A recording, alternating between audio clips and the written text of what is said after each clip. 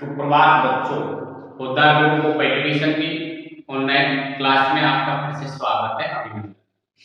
प्यारे विद्यार्थियों, हमारा जो लेसन चल रहा है वो शक्ति सप्ताह वैधता, जिसमें हमने शक्ति को भी पढ़ लिया, वैधता को भी सप्ताह को भी पढ़ लिया, और जो आज हम चर्चा करेंगे वो है वैधता। क्या है? वैधता।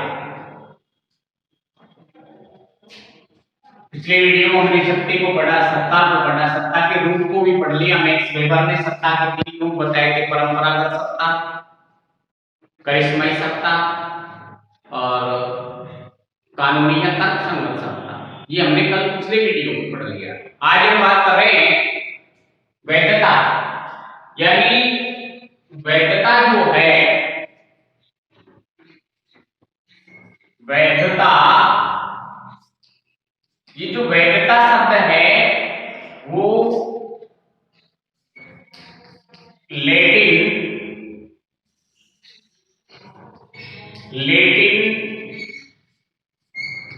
भाषा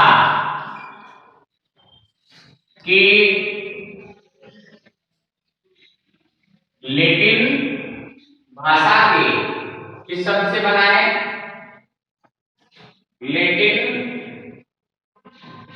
लैटिन भाषा के लेजिटिमस से, लैटिन भाषा के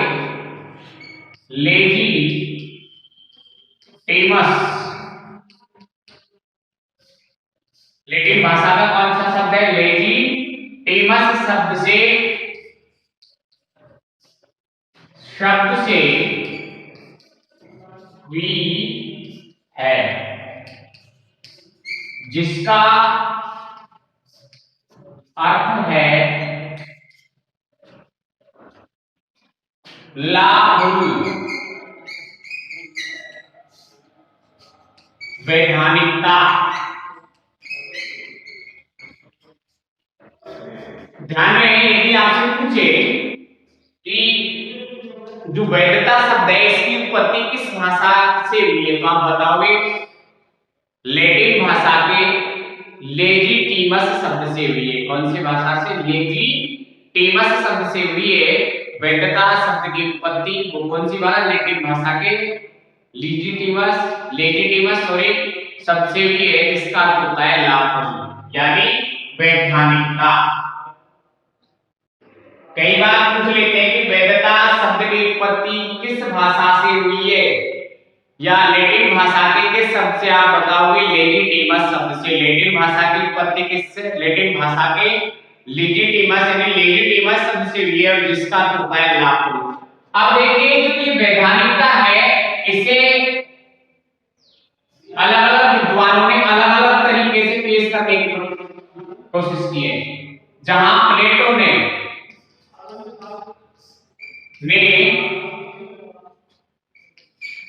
न्याय के सिद्धांत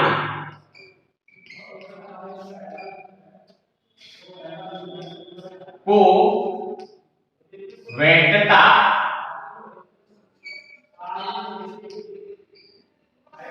बताया, वैधता, न्याय के सिद्धांत को वैधता माना। अरस्तु ने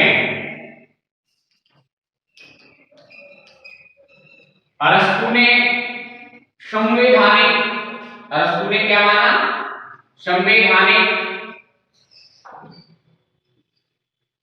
प्लेटो ने न्याय के सिद्धांत द्वारा, अरस्तु ने संवैधानिक शासन द्वारा, अरस्तु ने संवैधानिक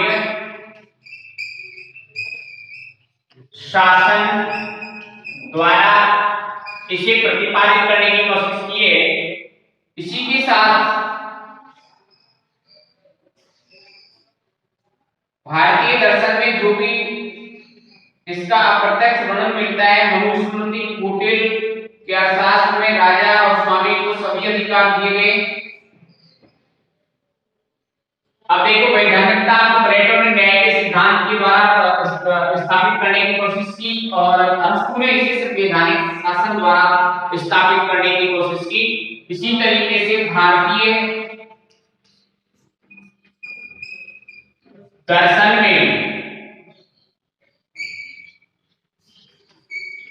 में अप्रत्यक्ष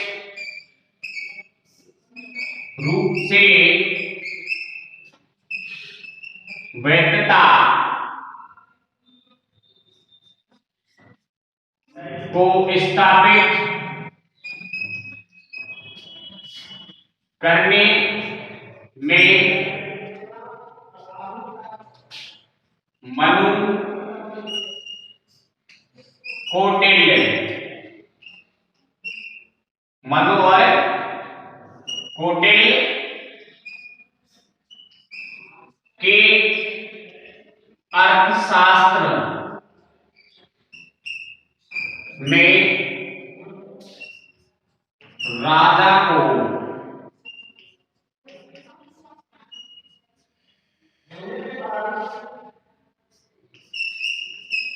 पूर्ण अधिकार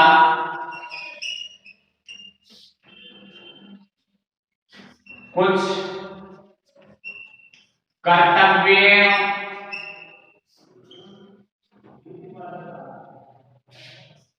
के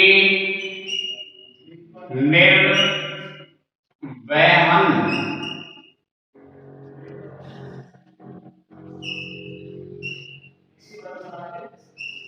के साथ देकर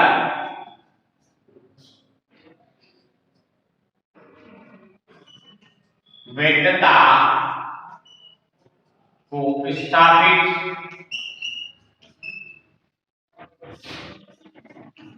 करने की कोशिश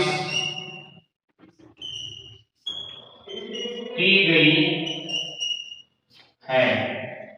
ठीक है, एक बार फिर देख लेते हैं इसको।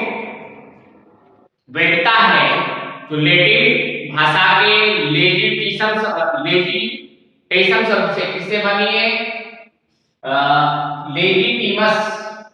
वैधता लैटिन भाषा के लेजिटिमस शब्द से बनी है जिसका अर्थ होता है लागू, वैधानिकता।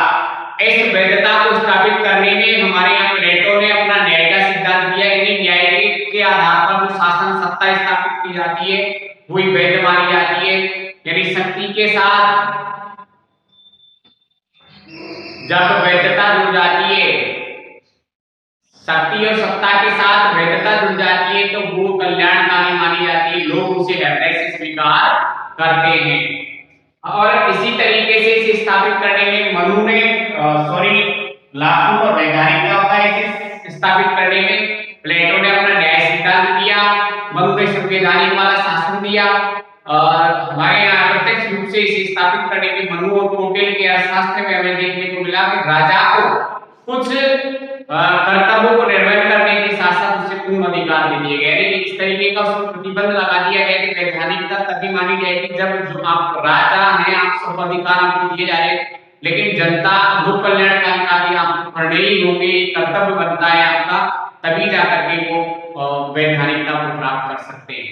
अर्थात यहाँ टीएच ग्रीन ने कहा है कि जो राज्य का जो आधार है वो इच्छा है ना कि बल है। इच्छा के आधार पर राज्य की स्थापना की जा सकती है, शक्ति के आधार पर नहीं। शक्ति के आधार पर एक शक्ति कुछ समय के लिए नियंत्रण कर सकती है, लेकिन अंत में जाकर के लोग उसके प्रति क्या करेंगे? आंदोलन करेंगे, लोगों में हिंसा भड़केगी। अर्थात लंबे समय तक सत्ता में रहना है तो जन कल्याण के कार्य करके और लोगों की सहमति लेकर के उस सत्ता को क्या देनी पड़ेगी?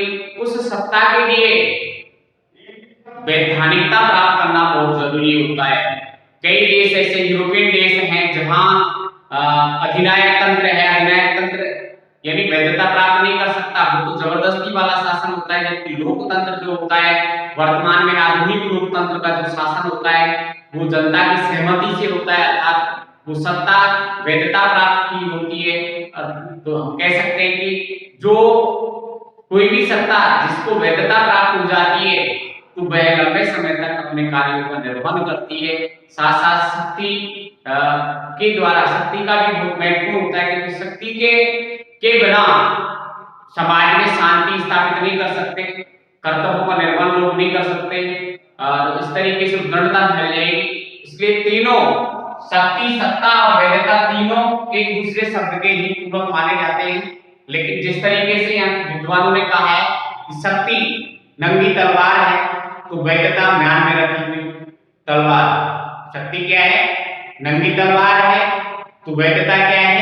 म्यान में रखी हुई तलवार के समान होती है, जब उसकी आवश्यकता पड़ती है तभी उसे निकाला जाता है। अर्थात ये तीनों ही एक दूसरे शब्द से जुड़े हुए हैं। अब आपकी पाठ्य पुस्तक है, उसमें भी यही कहा गया है कि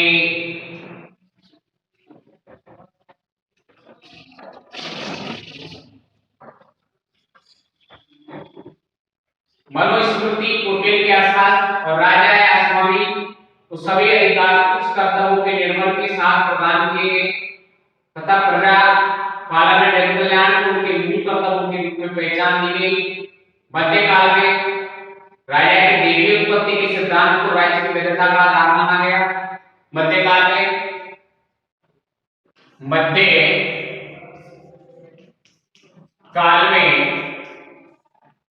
देवी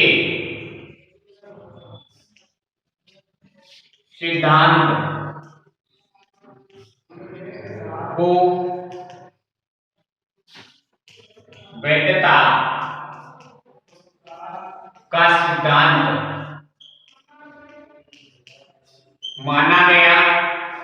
इसी तरीके से देवीय सिद्धांत की उत्पत्ति से आगे चलकर हॉब्स, जॉर्डन और रूसो ने जन सहमति को, समझौते को वैधता का आधार माना।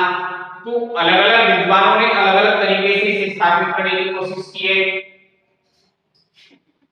इसमें आप लोग रूसो ने देवी उत्पत्ति के स्थान पर लोगों की सहमति को राज्य की वैधता का आधार माना। आधुनिक लोकतांत्रिक शासन में जनता की सहभागिता को राज्य की वैधता का प्रमाण माना जाता है। वास्तव में वैधता उस कारण की और इशारा करती है जिन कारणों से हम किसी भी सत्ता को स्वीकार करते हैं। इसका अर्थ है उस सहमति से जो लोगों द्वारा राजनीतिक व्यवस्था को दी जाती है। ऐसी सहमति जो लोगों द्वारा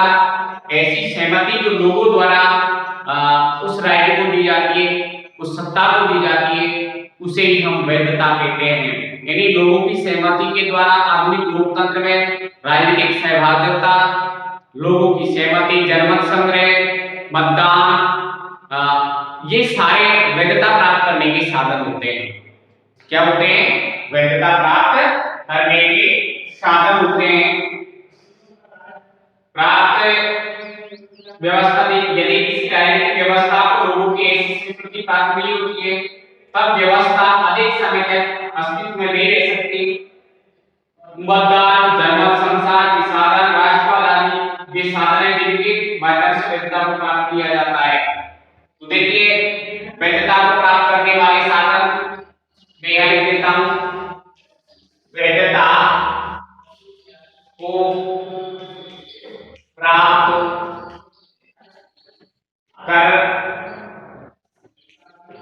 करने वाले साधन, नंबर 1 जनमत संग्रह,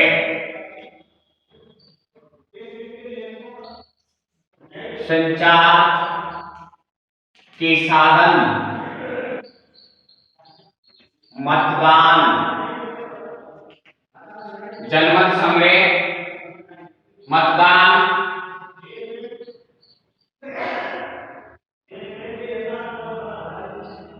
संचार के साधन, राष्ट्रवाद वे साधन है, एवं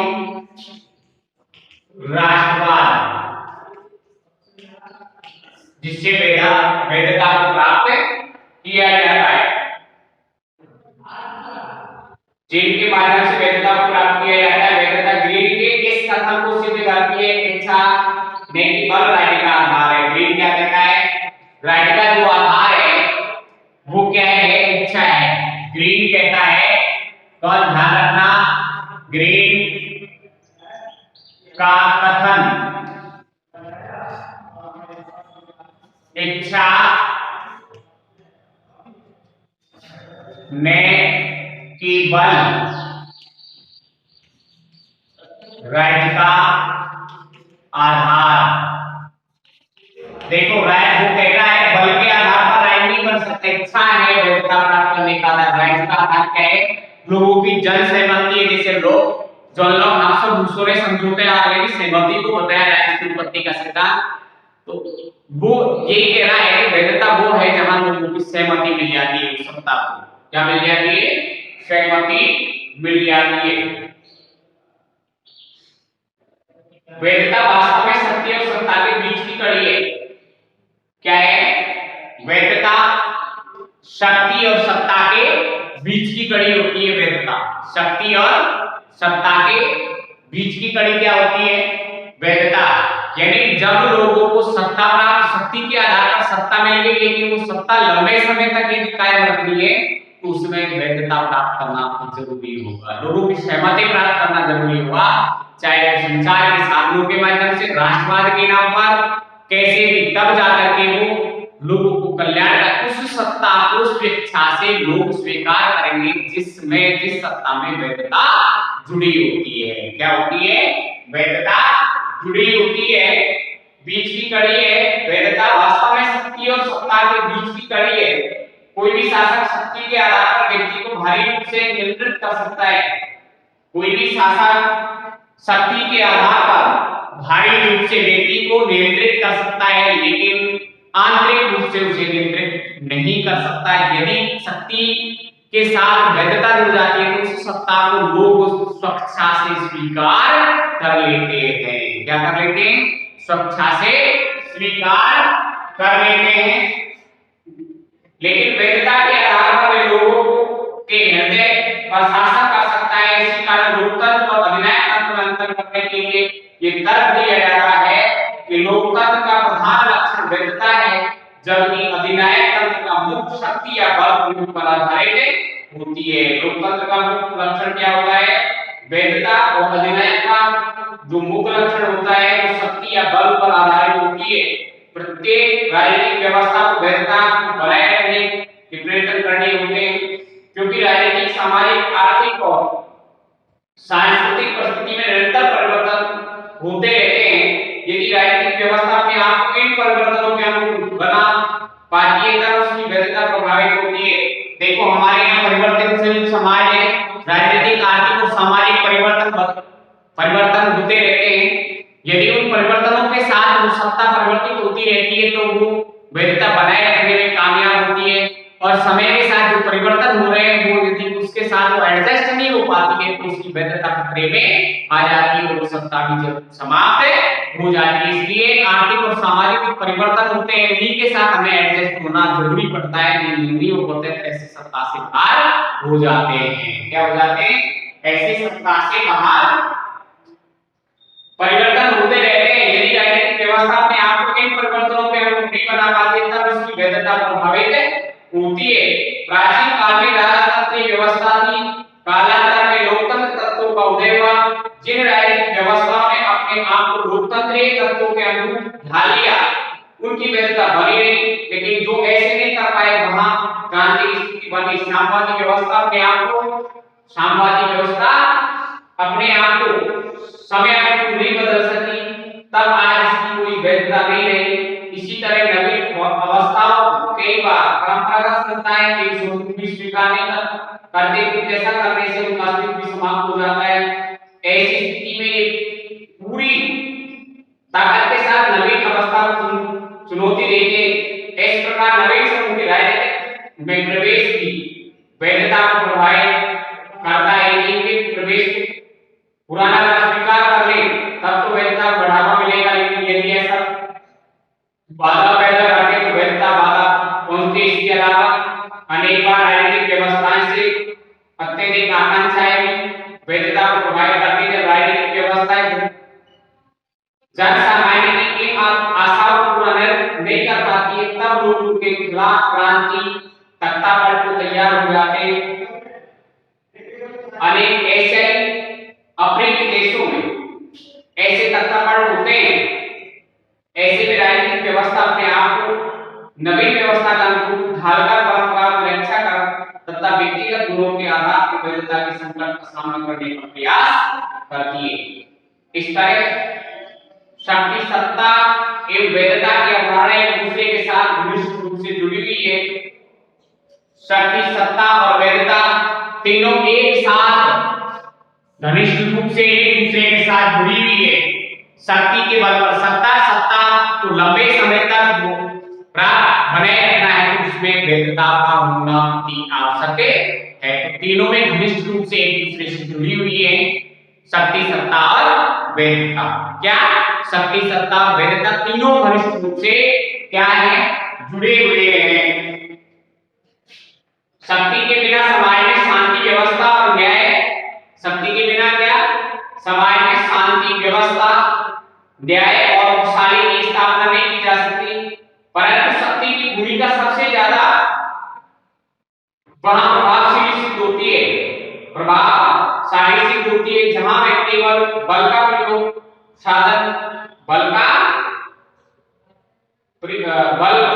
का साधन नहीं रह जाती, बल्कि वैधता के साथ जुड़कर सत्ता का रूप धारण करने के लिए समाज में व्यवस्था कायम रखने के लिए वैधता और शक्ति एक दूसरे के पूरक की भूमिका निभाती है। वैधता और शक्ति एक दूसरे की पूरक की भूमिका निभाती है।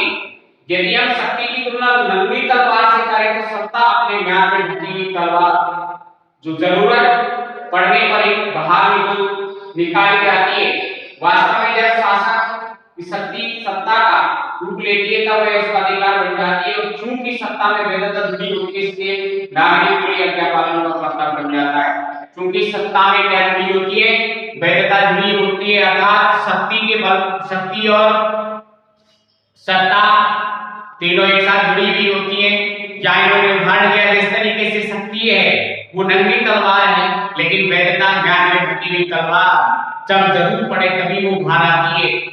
हम कह सकते हैं कि वैधता